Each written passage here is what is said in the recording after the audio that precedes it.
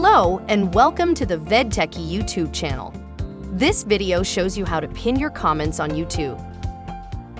Pin comments always appear at the top of the comment section. To do that, go to your YouTube channel and click Manage Video. It'll open YouTube Studio. I'd like to add the pin comment to this newly updated video. So just open the video in YouTube. Then just add your comment. As a result, if anyone watches this video, then this command will appear on top of it.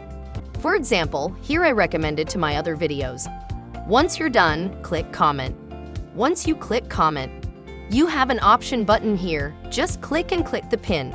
If you already have the pinned comment, the latest one will replace it. This comment is pinned to the top of all the comments.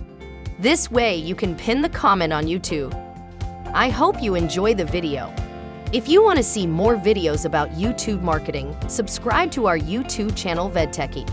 Thanks for watching.